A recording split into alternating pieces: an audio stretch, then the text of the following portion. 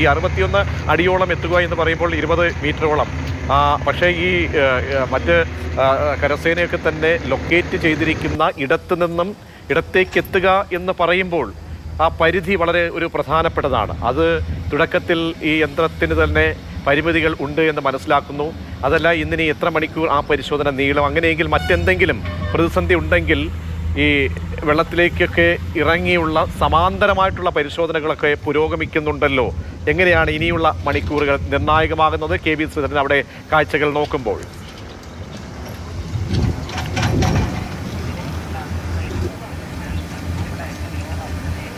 പ്രജീഷ്, പ്രതീക്ഷകളുടെ മണിക്കൂറുകൾ തന്നെയാണ് ഇനിയിപ്പോൾ മുന്നോട്ടുള്ളത്. അതായത് കഴിഞ്ഞ ദിവസങ്ങളിലെ പോലെയല്ല, ഇന്നൊരു ഫലമുണ്ടാകണം എന്നുള്ള ഒരു നിശ്ചയദാർഢ്യം രക്ഷാദൗത്യത്തിനുണ്ട് എന്ന് വേണം മനസ്സിലാക്കാൻ. എല്ലാവിധ സംവിധാനങ്ങളും സന്നാഹങ്ങളും ഈ പ്രദേശത്തേക്ക് എത്തിച്ചു കഴിഞ്ഞിട്ടുണ്ട്. നേരത്തെ സൂചിപ്പിച്ച പോലെ തന്നെ ഈ വലിയ മണ്ണുമാന്തി യന്ത്രം ഇന്നലെ ഏതാണ്ട് 100-300 കിലോമീറ്റർ അപ്പുറത്ത് നിന്നാണ് കൊണ്ടുവന്നത്. ഈ മണ്ണുമാന്തി യന്ത്രം ഉപയോഗിച്ചുകൊണ്ട് പരിശോധന നടത്തുന്നതിലൂടെ പുഴയോരത്ത് ഈ ട്രക്ക് ഉണ്ടോ എന്നുള്ള കാര്യത്തിൽ ഒരു വ്യക്തത വരും.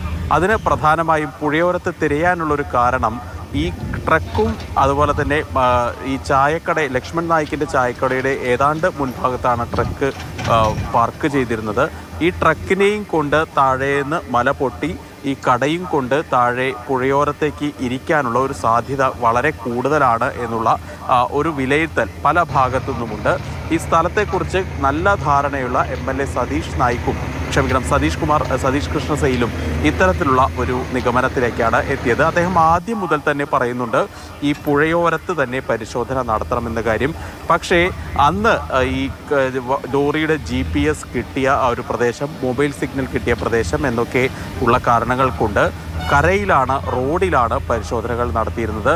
ഏതായാലും ഇപ്പോൾ ആ MLA പറഞ്ഞ സ്ഥലത്തേക്ക് ഇന്നലെ നമ്മുടെ നാട്ടിൽ നിന്ന് പോയ ചില രക്ഷാപ്രവർത്തകരും ഇത്തരമൊരു അഭിപ്രായം പറയുകയുണ്ടായി. അതായത് ബിജു കക്കയത്തെ പോലെ കൂരാച്ചുണ്ട് റെസ്ക്യൂ ടീമിൽ നിന്നുള്ള ആളുകളൊക്കെ പറഞ്ഞ ഒരു കാര്യം, ഈ ഭാഗത്ത് ഈ വാഹനം പതിക്കാനുള്ള സാധ്യത വളരെ കൂടുതലാണ് എന്നാണ്.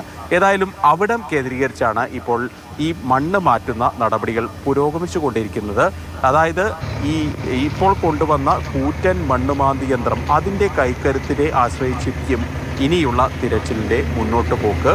60 അടി താഴ്ചയിലേക്ക് വരെ പോകാനുള്ള ശേഷി ഈ യന്ത്രത്തിന് ഉണ്ട്. അങ്ങനെ വരുമ്പോൾ ഇപ്പോൾ രാഹുൽ KV അവിടെ നിന്ന് പറയുന്നതനുസരിച്ച് കൂടുതൽ ആഴങ്ങളിലേക്ക് നിലവിൽ അത് പോയിട്ടില്ല. അതായത് മുകളിലെ മണ്ണ് മാറ്റുന്ന നടപടികളായിരിക്കാം, കോരി മാറ്റുന്ന നടപടികളാവണം അവിടെ നടക്കുന്നത്. അതായത് പുഴയിൽ നിന്ന് മണ്ണെടുത്ത്, ചില ദൃശ്യങ്ങൾ ലഭിച്ചതിൽ നിന്ന് മനസ്സിലാവുന്ന കാര്യമാണ്, പുഴയിൽ നിന്ന് മണ്ണെടുത്ത് കരയിലേക്ക് ഇടുന്നു. ആ മണ്ണ് ട്രിപ്പറിലാക്കി പുറത്തേക്ക് കൊണ്ടുപോകാൻ മറ്റൊരു മണ്ണുമാന്തി യന്ത്രവും ഉപയോഗിക്കുന്നു. അങ്ങനെയുള്ളൊരു പ്രോസസ്സാണ് അവിടെ നടക്കുന്നത്. ഏതായാലും കൂടുതൽ ആഴങ്ങളിലേക്ക്, കൂടുതൽ മുൻപോട്ട് ഈ മണ്ണുമാന്തി യന്ത്രം നീക്കി അവിടെ വെച്ച് പരിശോധന നടത്താനുള്ള ശ്രമങ്ങൾ അവിടെ നടക്കുന്നുണ്ട്.